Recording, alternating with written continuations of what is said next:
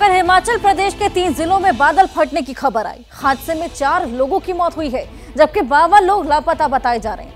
11 घर बह गए, कुछ दुकानें सेकंड भर में मिट्टी का ढेर बन गई। उत्तराखंड में भी भारी बारिश की वजह से कई जगहों पर बादल फटने की खबर है। सवाल ये कि इतनी जल्दी बादल फटने की खबरें क्यों आ रही हैं? क्या बदलते मौसम की वजह से बादल फटने की घटनाएं तेजी से बढ़ रही हैं? आखिर क्यों आसमान से सौगात नहीं मौत बरस रही है? ये रिपोर्ट देखिए। ओ भगवान, ओ भगवान, ओ भगवान, ओ भगवान, ओ भगवान, ओ भगवान। मलाना डैम फट गया है। कृपया नदी नालों से दूर रहे। मलाना डैम फट गया है। Attention please.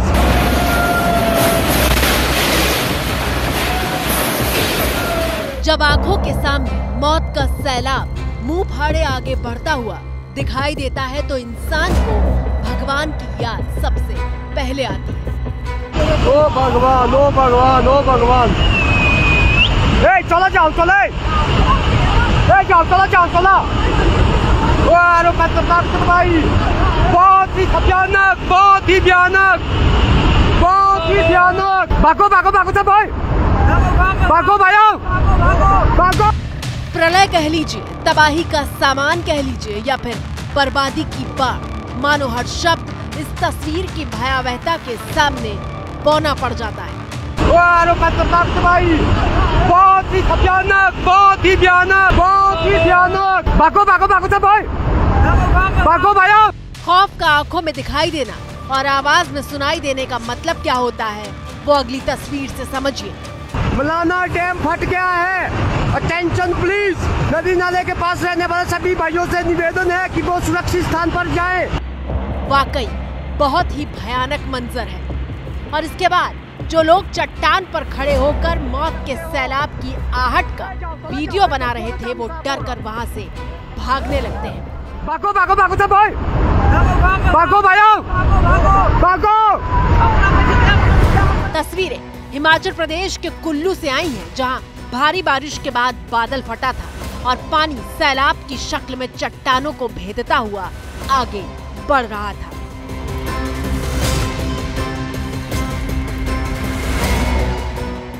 कुछ सेकंड के भीतर लाखों टन मलबे को अपने साथ लाया पानी गांव और नदी को ढक चुका था। जो घर बचे थे उसके चारों तरफ तबाही की चादर लिपटी हुई थी।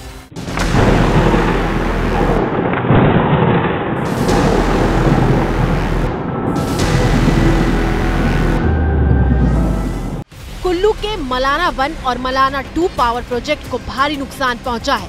अचानक आई इस बाढ़ में पुल बहने की खबर भी आई है। हिमाचल प्रदेश में बादल फटने से हाहाकार मचा है और इसकी मिसाल बनकर आई अगली तस्वीर देखिए। 7 सेकंड के भीतर एक 3 मंजिला इमारत ताश के पत्तों की तरह भरभरा पड़ती है।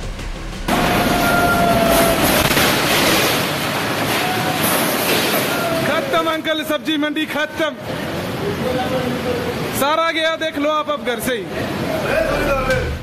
ये तस्वीर भी हिमाचल प्रदेश के कुल्लू से आई है और ये इमारत मलबे में समाई है क्योंकि इसके नीचे की जमीन उफनती हुई पार्वती नदी ने खींच ली है।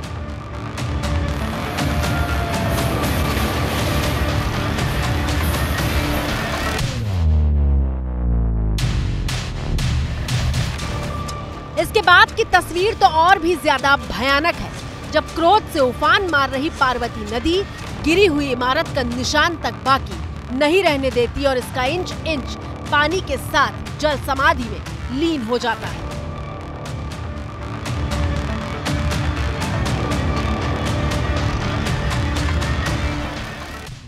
जरा सोचिए, जहां कुछ सेकंड पहले तक एक समूची इमारत खड़ी थी, वहां सैलाब ने उसका निशान तक नहीं रहने दिया, मानो इस जमीन पर किसी इमारत का कोई वजूद था ही नहीं। भारी बारिश के कारण हिमाचल की बड़ी नदियों समेत कई छोटी नदियां और नाले भयानक उफान पर हैं। ब्यास और पार्वती नदी खतरे के निशान से ऊपर बह रही है।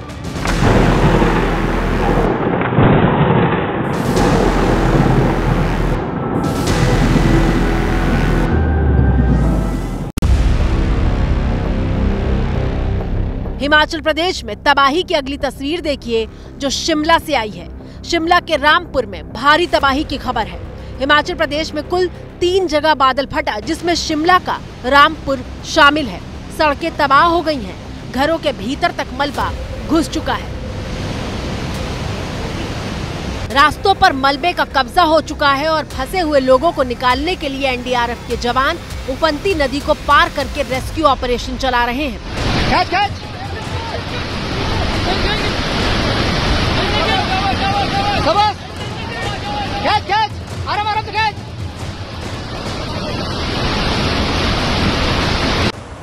देखिए कि एक एक जान को बचाने के लिए कैसे सैलाब से संघर्ष करना पड़ रहा है।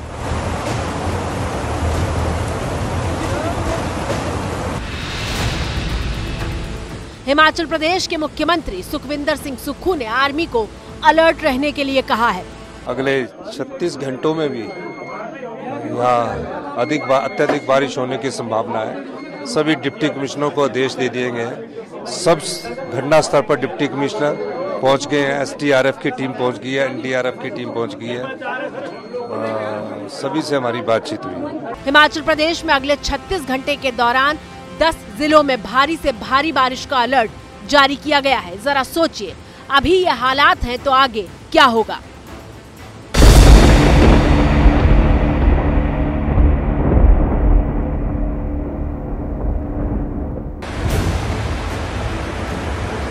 हिमाचल प्रदेश का मंडी अभी पिछले साल के घाव भूला भी नहीं है और एक बार फिर ब्यास नदी सब कुछ लीलने को तैयार दिखाई दे रही है।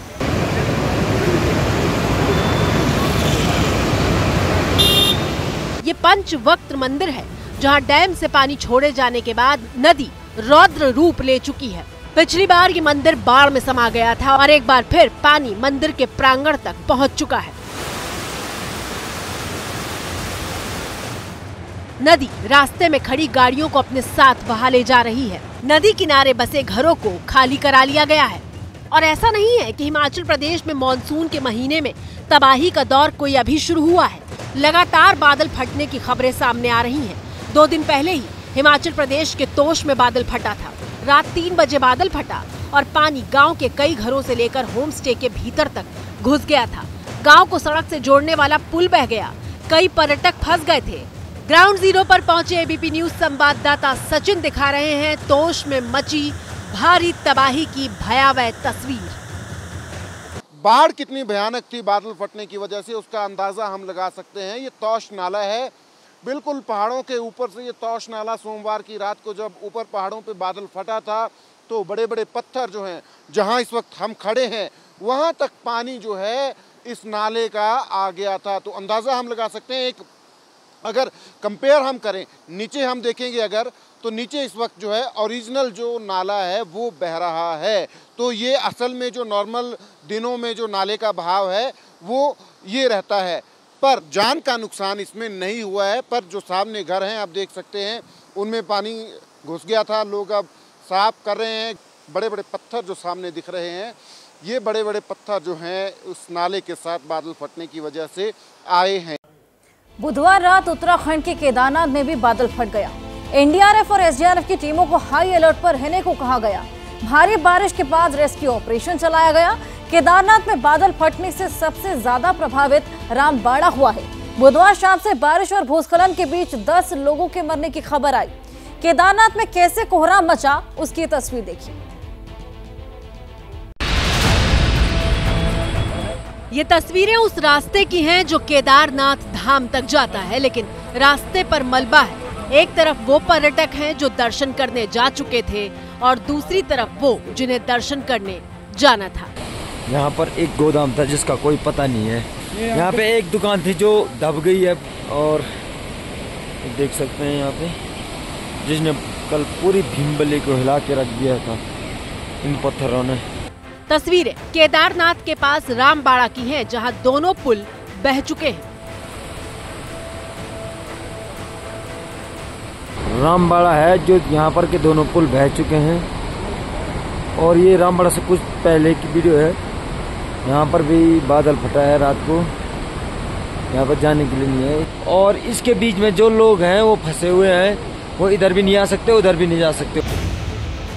उत्तराखंड में मंदाकिनी नदी का रौद्र रूप देखिए, जिसने केदारनाथ हाईवे को जगह जगह से बर्बाद कर दिया है। फिलहाल यात्रा को रोक दिया गया है। गौरीकुंड से सोनप्रयाग के बीच 100 मीटर तक का हाईवे नदी अपने साथ बहा ले गई है।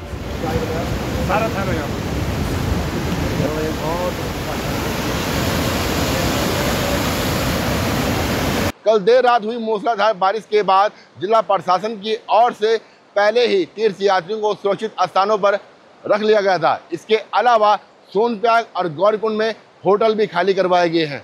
गौरीकुंड में यह सूचना मिली है कि गौरीकुंड में गर्म कुंड बह गया है। इसके अलावा सोनप्रयाग और सीतापुर में झील जैसी बनने वाली संभावना भी देखने को मिली है।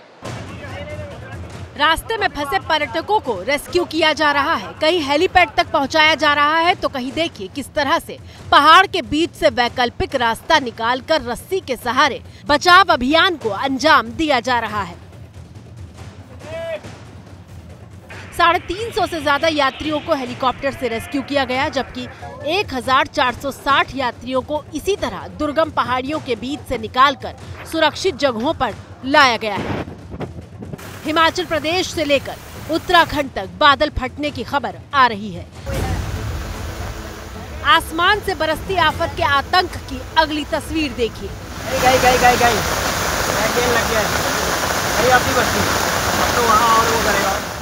तस्वीरें नैनीताल जिले की है, जहां कार को नदी खिलौने की तरह बहा ले गई। राहत की बात यह थी कि कार में कोई सवार नहीं था।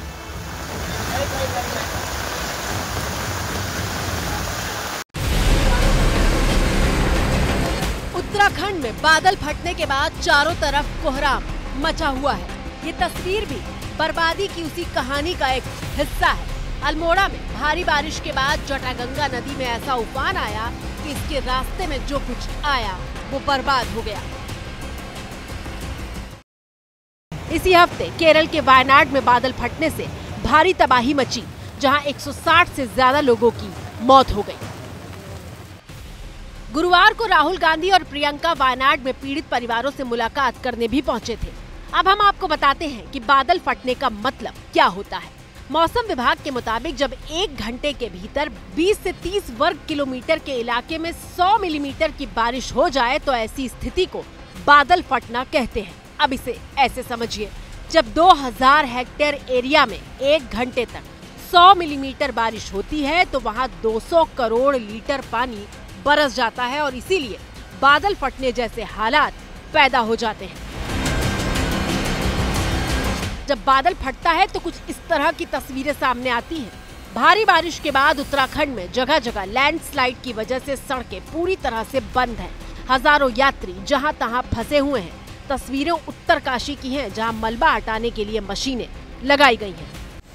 और ऐसा नहीं है कि बादल फटने की घटनाएं सिर्फ पहाड़ पर ही होती हैं। रिकॉर्ड तोड़ बारिश से मैदान पर भी बादल फटने जैसे हालात पैदा हो रहे हैं। हालांकि पहाड़ पर बादल फटने के चांस ज्यादा होते हैं और डराने वाली बात यह है कि बादल फटने की घटनाएं साल दर साल बढ़ रही हैं। साल 2020 में हिमाचल प्रदेश में बादल फटने की 3 घटनाएं हुई थी। 2021 में हिमाचल प्रदेश में बादल फटने की 30 घटनाएं हुई। 2022 में यह आंकड़ा बढ़कर 39 तक पहुंच गया, जबकि साल 2023 में हिमाचल प्रदेश में बादल फटने की 65 घटनाएं हुई।